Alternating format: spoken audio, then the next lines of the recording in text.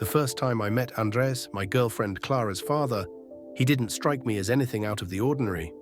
He was an attractive man for his age, with well-distributed grey hair that gave him a distinguished air and a personality that filled the space.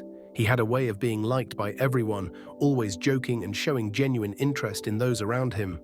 Welcome to your favorite gay stories channel, Pride Chronicles. We invite you to subscribe to the channel and give us a like to the video. By the way, we have noticed that more than 90% who watch our videos are not subscribed. Help us with your subscription to the channel. Let's get started. Clara and I had been together for almost 2 years, and spending weekends at her parents' house had become a tradition that, although it seemed somewhat routine to me at first, eventually became a pleasant habit. The first signs of what was to come were so subtle that I almost ignored them. Andrew had a way of looking that, while at first seemed simple politeness, over time began to feel more intense. He would ask me questions about my life, my work, and my hobbies with an attentiveness I had rarely experienced, even from Clara. She always offered me a beer when we arrived, and little by little those chats became longer and more personal. It was a Sunday afternoon when everything began to take an unexpected turn. Clara had gone out with her mother to buy some things, leaving me alone with Andres in the backyard while he lit the grill. I remember how her attitude seemed different, more relaxed but also more direct. He asked me how I felt about my relationship with Clara and joked that if I ever got tired of her, he would be available for advice. Although he said it laughing, there was something in his look that left me thinking. Are you liking the video so far? As we know you are, leave us a like and subscribe to the best storytelling channel on the internet. Let's keep going. Over time, those jokes became more frequent, but also more loaded with meaning. On one occasion, when Clara was in the kitchen, Andres passed by me in the living room and left his hand on my shoulder for a moment longer than necessary. It was a simple gesture, but the electricity I felt coursing through my body disconcerted me. What was happening to me? I had never in my life considered feeling anything for a man, let alone someone like him. The turning point came during a weekend when Clara had to stay at home studying for an important exam. Andres called me directly to invite me to come over in the afternoon and help him with some repairs around the house. I thought it would be a good opportunity to strengthen the relationship with my father-in-law, so I accepted. When I arrived, he greeted me with a smile and a cold beer, as always. We started working in the garage, talking about trivial things, until he suddenly asked me if I ever felt like I was repressing something in my life. The question took me by surprise, and I didn't know what to answer. Andres stared at me as if he was waiting for me to admit something I didn't understand myself. As we adjusted one of the shelves, I noticed that he was closer than usual. His presence was imposing, and his smell of cologne mixed with the sweat of manual labor was more intoxicating than I would like to admit. It was at that moment that he looked me straight in the eye and, in a soft but firm tone, told me that I could talk to him about anything. His words seemed to have a double meaning that I could not ignore. That afternoon, when we finished work, Andres suggested that we sit in the backyard to rest for a while. The conversation flowed with a naturalness that surprised me. Somehow, he managed to make me feel comfortable, even talking about things I wouldn't normally share with anyone. That's when, without warning, he asked me if I had ever questioned my sexuality. My heart began to beat faster, and I felt heat rise to my face. I tried to laugh to hide my discomfort, but Andres didn't look away, as if he was waiting for an honest answer. Hey, wait. Before we go on, we invite you to give us a like and subscribe to the channel. Also comment us if you want to hear a particular story. Let's go on. At that moment, I couldn't help but confess that lately I had been feeling things I didn't understand. Andres nodded slowly, as if he already knew, and told me that it was okay, that there was nothing wrong with exploring those feelings. Before I could respond, he moved a little closer, breaking the barrier of personal distance.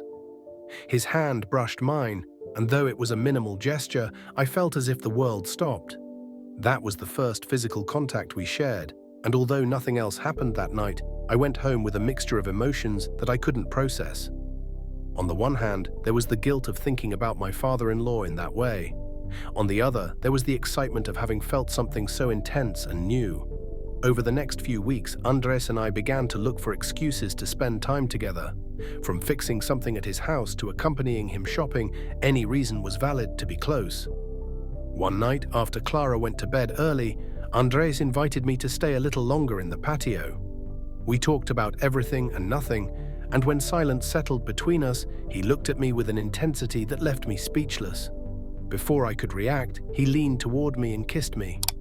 It was a slow kiss, loaded with emotions and meanings that could not be expressed in words.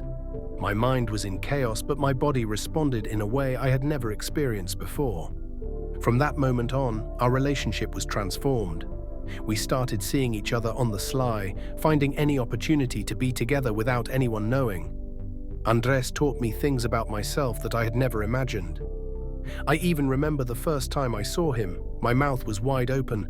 I could not believe that my father-in-law had something so big inside his pants. How had I not noticed such a tool he had? However, I wanted to learn how to handle it. I had to use both my hands to be able to take it, and even then it was too much. I tried to open my mouth as much as I could, but I couldn't get it all the way in. It was too big, but I loved it.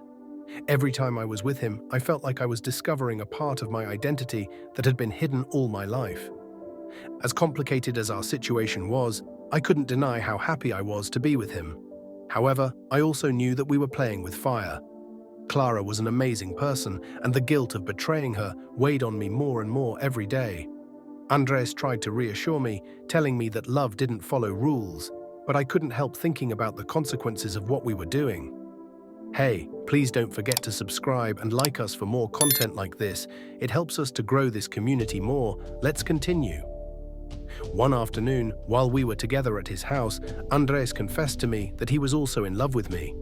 His sincerity completely disarmed me. I had never felt something so strong for someone, and even though I knew that what was between us could not last forever, at that moment it didn't matter. We were both experiencing something unique, something that made us feel alive in a way neither of us had ever experienced before. The day Clara began to suspect that something strange was going on, I knew our bubble was about to burst. We would have to make difficult decisions, but deep down I knew that what Andrew and I shared would always be something special, even if our lives went our separate ways. After that afternoon, when Andres confessed to me that he was in love with me, things between us became even more intense, but also more complicated. Every clandestine encounter was full of passion and excitement. But at the same time, the fear of being discovered began to haunt us like a constant shadow. Weekends at Clara's house became a balancing act, trying to act as if everything was normal while sharing furtive glances and almost imperceptible frictions with Andres. One particular night, after a family dinner, Clara fell asleep early.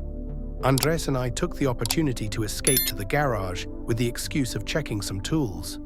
Being alone with him felt like a relief, as if the outside world disappeared for a moment. Between whispers, he confessed to me that sometimes he wished he could leave everything behind and live our relationship without fear or restrictions. Even though I knew that was impossible, his words resonated with me. The idea of being with him without secrets was as appealing as it was unattainable.